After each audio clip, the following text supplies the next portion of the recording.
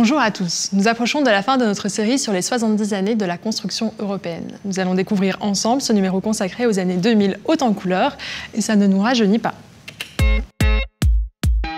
Depuis 1950, l'objectif a été de créer une zone de paix et de prospérité en Europe. L'Europe s'est attachée en particulier à réduire les inégalités entre les régions plus ou moins favorisées en leur permettant de se développer ensemble. Nous voici en l'an 2000, une date qui suscite autant d'enthousiasme que d'inquiétude. En parlant d'enthousiasme, j'aimerais vous présenter mon collègue Manu. Allô Manu? Allô Afsa? Tu me mets sur l'écran s'il te plaît, c'est plus simple. Ok. Salut Afsa, ce début de siècle est celui de la connexion digitale. Non seulement les câbles disparaissent au profit de la 2G, du Bluetooth et du Wi-Fi, mais c'est aussi et surtout la distance entre les hommes qui se réduit drastiquement et fait désormais de nous des citoyens du monde. Le bac de l'an 2000 n'a finalement pas eu lieu.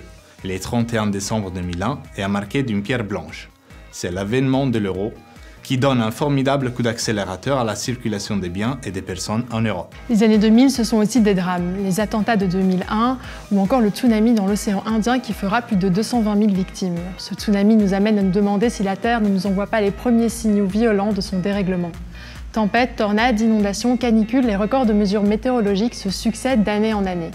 L'Europe met tout en œuvre pour soutenir les régions les plus durement frappées. Le Fonds de solidarité de l'Union européenne devient alors un nouveau symbole de la coopération entre les institutions européennes et les pouvoirs locaux. En 2004, 10 nouveaux pays adhèrent à l'Union.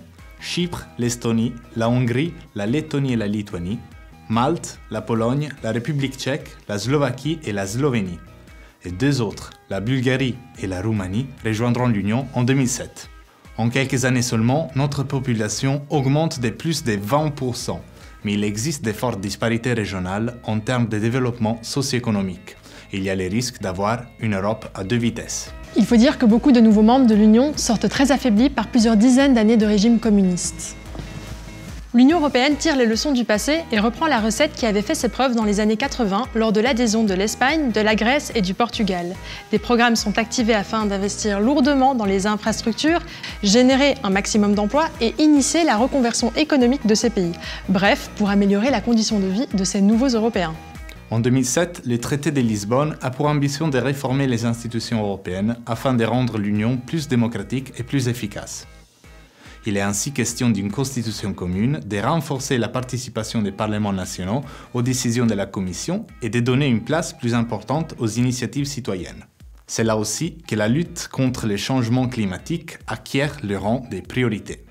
Avec le traité de Lisbonne, l'Union européenne va hériter d'une nouvelle mission cruciale, promouvoir la cohésion territoriale en plus de la cohésion économique et sociale. Une enveloppe budgétaire de plus de 235 milliards d'euros y est allouée. Mais de quoi s'agit-il? L'objectif peut être résumé en 4 points. Premièrement, mettre à profit les points forts de chacun des territoires pour qu'ils contribuent au mieux au développement durable et équilibré de l'Union tout entière. Deuxièmement, gérer la concentration urbaine. Les villes ont à la fois des effets positifs et des effets négatifs. Elles renforcent l'innovation et la productivité, mais aggravent la pollution et l'exclusion sociale. À l'avenir, il faudra donc être particulièrement attentif au développement urbain. Troisièmement, que chaque citoyen puisse vivre là où il veut, en ayant accès aux services publics, à des transports efficaces, à des réseaux d'énergie fiables et à l'Internet à haut débit. Il s'agit donc de mieux relier les territoires. Quatrièmement, les effets du changement climatique et la congestion du trafic ne s'arrêtent pas aux frontières. Il faut donc de nouvelles formes de coopération entre les pays, mais aussi et surtout entre les régions, ainsi qu'au sein de nouvelles macro-régions comme par exemple la macro-région du Danube ou encore de la mer Baltique.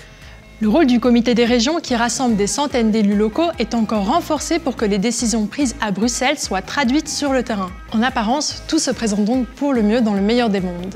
Les plans sont réfléchis, les moyens disponibles et les hommes volontaristes. Mais une crise sans précédent voit le jour outre-Atlantique, connue sous le nom de subprimes. L'onde de choc est terrible au plan international et une fois de plus, les Européens vont se serrer les coudes pour s'en sortir. Si les États sont bien obligés d'observer une politique d'austérité en ces temps particulièrement difficiles, la politique de cohésion amortit le choc et permet de limiter la casse en continuant d'investir au niveau régional. Le plan est aussi limpide qu'efficace. En attendant des jours meilleurs, il faut soutenir les plus faibles tout en permettant aux plus forts de générer d'autant plus de richesses à redistribuer. Le Fonds européen de développement économique régional et le Fonds social européen jouent alors mieux que jamais le rôle salvateur. Hafsa, tu avais bien dit qu'il s'agissait d'une décennie très particulière dans notre histoire. À l'image des réseaux tels que MySpace, LinkedIn, Facebook et Twitter, qui font une percée fulgurante dans notre mode de vie, l'Union européenne tisse des liens sociaux puissants du nord au sud et d'est en ouest. De nouvelles communautés naissent en Europe et rassemblent des citoyens ainsi que des régions autour d'objectifs communs. On ne voit plus une frontière comme une limite, mais bien comme une porte qui donne accès à l'autre. Il faut maintenant réunir ces héros du quotidien pour propager leurs bonnes pratiques. C'est ainsi qu'est née la Semaine européenne des régions et des villes sous l'impulsion du Comité des régions. Elle est désormais organisée chaque année depuis 2002 en coopération avec les collègues en charge de la politique régionale et urbaine de la Commission européenne. Cet événement rassemble chaque année des centaines de réalisations et des milliers de personnes avides d'échanges et d'inspiration. Les champions de la cohésion économique, sociale et territoriale sont reconnus à travers des prix RégioStar pour leur excellence, leur exemplarité et leur transférabilité à d'autres régions de l'Union européenne. Tout est désormais en place pour que l'Union des 27 se consolide et passe même à 28, mais ça, c'est une autre histoire et je vous donne rendez-vous dans le prochain épisode. À très bientôt. Salut Man. Ciao Hafsa.